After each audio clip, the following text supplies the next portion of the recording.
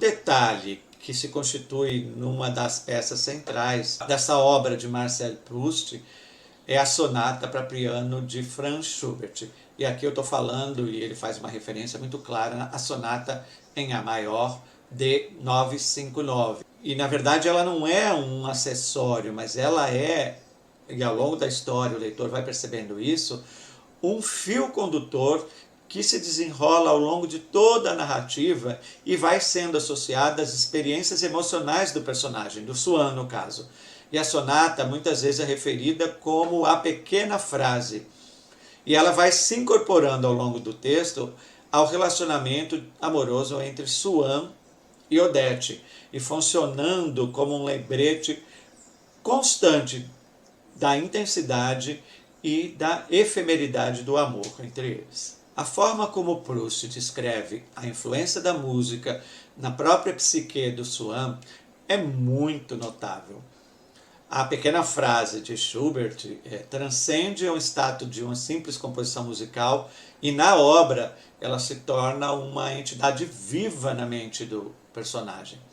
A música funciona ali, como eu vou dizer, como um catalisador das lembranças, como algo que evoca as emoções passadas e ao mesmo tempo vai conectando com o momento presente, e o momento presente vai se misturando aos eventos passados, e a música vai funcionando para isso como um veículo para reflexão, para rememorações, para as lembranças, e destaca a habilidade única que o autor tem de explorar essa complexidade da experiência humana.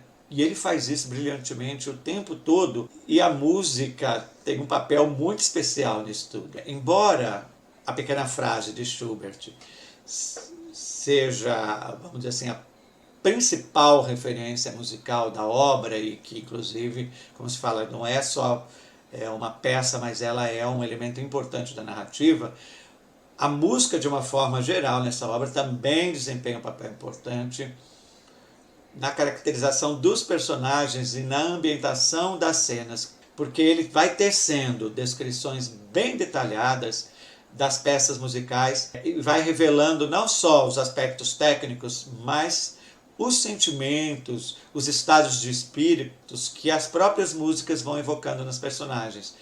E a música, então, é um elemento sensorial, de sensação dos órgãos de sentidos, que enriquece a narrativa e toda a sua atmosfera. Porque o autor consegue integrar a trama de uma forma tão natural, não fica forçado. E outra coisa, acaba transcendendo os limites convencionais da linguagem escrita. O autor vai alcançando com isso uma expressividade que vai muito além das palavras que estão no livro. Então a música nessa obra não é apenas um acessório, mas um elemento fundamental que enriquece a experiência do leitor e contribui para a profundidade emocional da obra como um todo. E ele vai além da música, incluindo também, ocasionalmente, referências às artes plásticas, como um meio também de expressar a complexidade das emoções e das relações entre os personagens. Ele faz descrições de obras de arte, como pinturas e esculturas, mas para ser utilizada como uma metáfora para as experiências dos personagens. Não é um mero acessório e não está ali apenas para demonstrar o quanto o Marcel Proust é erudito, inteligente, o quanto ele tem cultura e conhece de todas as artes, de todas as expressões artísticas que havia naquele momento. É lógico que ele era tudo isso, que ele era culto, mas não é para isso que ele insere na obra a música e as artes plásticas. E a ideia de que as artes visuais podem proporcionar uma compreensão mais profunda das emoções e da psique do personagem fica muito clara em certos trechos da obra em que Proust, por meio do seu narrador, que é muito sensível, relaciona a observação de uma obra de arte à introspecção e à análise das emoções pessoais. Ou seja, ele se coloca diante de uma obra de arte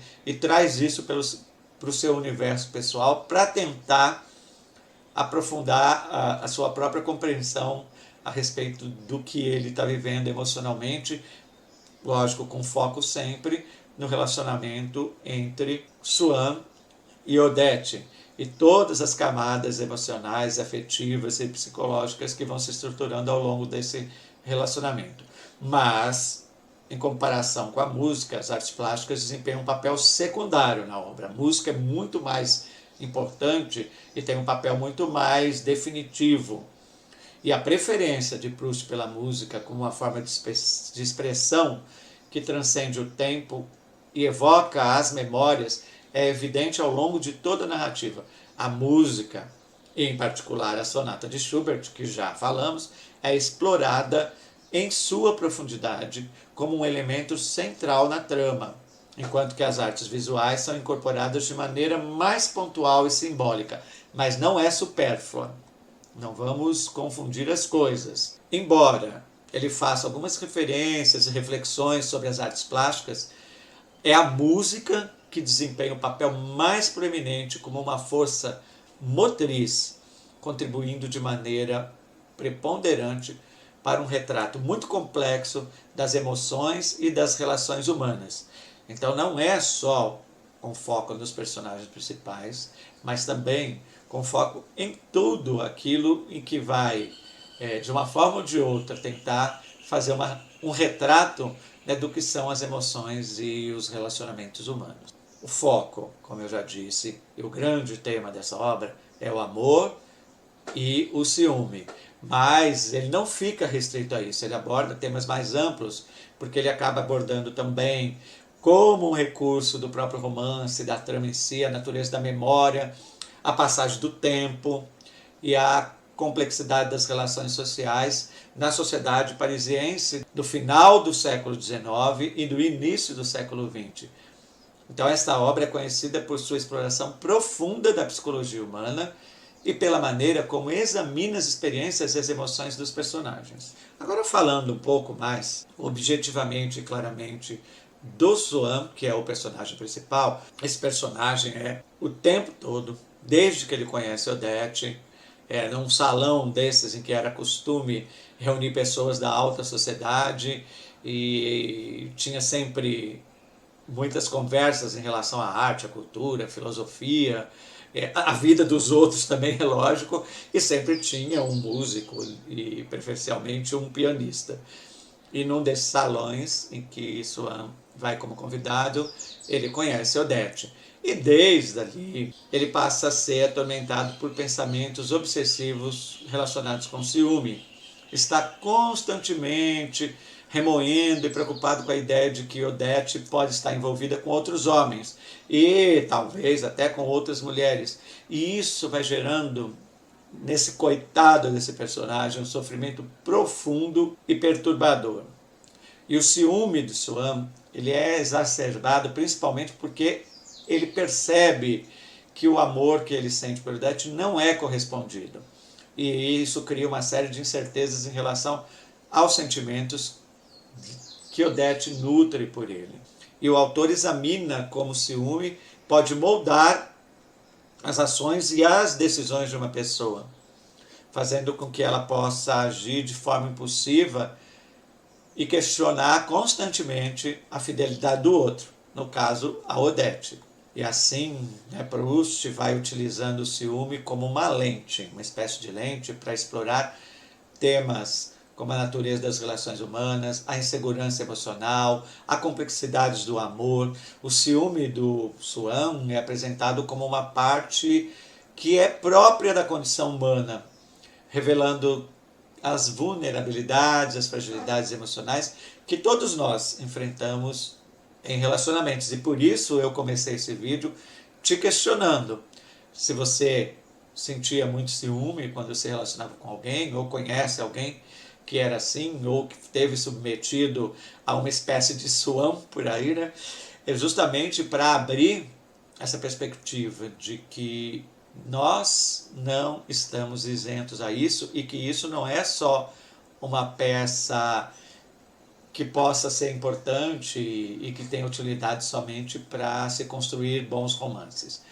O ciúme, na obra de Proust, é tratado de maneira intensa e meticulosa para oferecer uma representação muito vívida e penetrante do que são as nossas emoções. Não é apenas uma característica superficial, mas um elemento essencial que vai contribuir para a riqueza psicológica da obra e para a exploração profunda das experiências emocionais dos personagens. No caso, o Swan, que sente ciúme, e da Odete, que é vítima de tudo isso. E aqui eu vou fazer um outro parênteses, porque eu tinha dito que eu tinha tido 2 problemas ao tentar elaborar o conteúdo para realizar este vídeo. O primeiro foi o sumiço misterioso do exemplar que eu estava lendo. O segundo foi que durante a gravação desse vídeo, simplesmente, o meu computador desligou, fechou os olhinhos e morreu. Não sei, não tive tempo de investigar, de saber exatamente o que foi que aconteceu com ele, porque eu ainda nem levei para verificar, ainda não tive tempo disso, mas eu tive que resolver mais um problema relacionado com a construção desse vídeo. Aí eu recorri à utilização do meu notebook, que eu normalmente não uso para fazer vídeo, mas dessa vez tive que usar. Então, mais um problema que envolveu a construção desse vídeo, e mais uma vez estou apresentando para você aqui o problema e a solução. E também cabe colocar aqui que eu tinha anunciado lá no começo do vídeo que durante a leitura tinha me ocorrido muito intensamente uma questão que veio com base, agora vou revelar, na lembrança e na ideia de responder a um paralelo entre as obras de Marcel Proust, O Amor de Swann, e a de Machado de Assis, de Dom Casmurro, porque ambas exploram a temática da dúvida e da incerteza nas relações amorosas. Tanto Swann quanto Bentinho, que é o narrador de Dom Casmurro, são atormentados pela possibilidade de terem sido traídos por mulheres que amavam. Ambas essas obras, O Amor de Swann e Machado de Assis, exploram a temática da dúvida e das incertezas nas relações amorosas, porque tanto Swann quanto Bentinho, que é o narrador de Dom Casmurro, são atormentados pela possibilidade de terem sido traídos por suas amadas. E a ambiguidade em torno da infidelidade dessas personagens femininas vai criando uma tensão na própria narrativa, adicionado como uma complexidade à trama, uma complexidade emocional aqui no caso. Porque, de fato, não dá para se dizer com certeza que a traição ocorreu como numa realidade concreta, inquestionável, indubitável e palpável. Então, o paralelo que se pode fazer entre a Odete e a Capitu pode ser estabelecido na medida em que ambas as mulheres são envoltas em mistério, e a dúvida sobre sua lealdade alimenta o conflito emocional dos protagonistas. A suspeita de traição lança sombras sobre os relacionamentos e vai moldando as percepções dos protagonistas em relação ao amor, à confiança, e vai fazendo com que eles reajam a essas percepções, que pode ser uma mera distorção provocada pelo ciúme. Mas, assim, não vamos nos enganar, porque é importante notar que enquanto há semelhanças temáticas entre Machado de Assis e Marcel Proust, entre O Amor de Swann e Dom Casmurro, o estilo narrativo e a abordagem de Proust e Machado de Assis são bem distintos. Proust utiliza uma prosa mais densa e introspectiva, enquanto que Machado de Assis é conhecido pela sua ironia e sutileza na construção dos personagens e dos enredos. O Amor de Swann, por um lado, e Dom Casmurro, por outro, compartilham o elemento da dúvida em relação à fidelidade das personagens femininas, proporcionando então uma reflexão profunda sobre os desafios emocionais e as complexidades das relações amorosas. Cada autor, no entanto, e isso tem que ser muito bem ressaltado, aborda essas questões de uma forma única, que está lá refletida nos seus estilos literários distintos. Proust não é Machado de Assis e Machado de Assis não é Proust em nada. A obra do Proust é conhecida por sua complexidade e pela maneira como ele explora as nuances. Eu acho que pode-se falar que é nuance das relações humanas, especialmente no que diz respeito ao amor, o ciúme e a dúvida. A ambiguidade em torno da fidelidade da Odete contribui para a atmosfera reflexiva e introspectiva da obra, permitindo que você, leitor, pondere sobre as incertezas nas relações, sobre a influência da percepção subjetiva na construção da realidade. Veja só o quanto isso é complexo.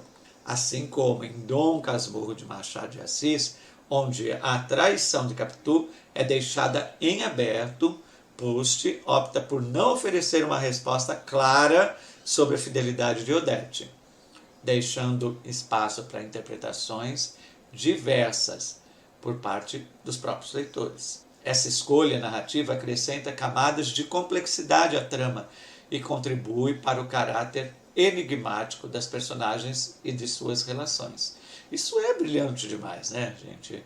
É muito mais complexo, brilhante, interessante do que se houvesse uma revelação muito clara e objetiva e que não deixasse para a gente, enquanto leitor, completar, fechar essa obra, resolver essa questão usando das nossas próprias perspectivas em relação ao amor, ao ciúme, às incertezas, à confiança e à forma como a gente se coloca nos nossos relacionamentos amorosos e o quanto isso está coerente e afinizado com o que pode estar circunscrito naquilo que a gente chama de condição humana e o tanto que aquilo sai de um grau de normalidade e se torna uma obsessão, uma paranoia, uma psicose, uma doença emocional em si. Então, desta forma, né, a questão da traição da Odete permanece também uma incógnita, embora seja um pouco mais tranquilo, talvez o autor dê um pouco mais de elementos para a gente poder refletir e fechar a questão do que em Dom Casmurro. Mas, de qualquer forma, ele deixa a tarefa da gente especular, interpretar essa faceta da história de acordo com a nossa própria compreensão e nossa própria perspectiva. Ambos os autores, quer dizer, Machado, Proust e Machado são considerados gigantes em suas respectivas literaturas nacionais. Machado de Assis na literatura brasileira e Proust na literatura francesa. Mas suas abordagens são bem diferenciadas. Machado de Assis, então, como já disse, é conhecido pelo estilo irônico e suas técnicas de narrativas inovadoras e sua exploração crítica das questões sociais e psicológicas no Brasil do século XIX. Proust, por outro lado, é conhecido por sua prosa elaborada, suas reflexões profundas sobre memória, tempo e relações sociais na França do final do século XIX e início do século XX. Assim, para tentar responder um pouco do meu questionamento inicial que me impeliu a fazer uma pesquisa, retomar a obra de Dom Casmurro e até fazer uma referência aqui nesse vídeo, cujo foco é analisar Um Amor de Swann, de Marcel Proust. É que, embora não haja uma influência direta e que seja conhecida de Machado de Assis sobre Marcel Proust, é possível que ambos tenham sido influenciados, então, por movimentos literários e filosóficos contemporâneos, como o simbolismo e o realismo psicológico. E além disso, ambos os autores compartilham uma sensibilidade para as complexidades das relações e uma habilidade para explorar as nuances da psicologia humana em suas respectivas obras. Mas, veja só, enquanto Machado de Assis e Marcel Proust eram contemporâneos, não há evidências claras de uma influência direta de um sobre o outro. Cada autor desenvolveu sua abordagem única, distintiva à literatura. E cada um deles contribuiu de uma forma muito significativa para a literatura em seus países de origem.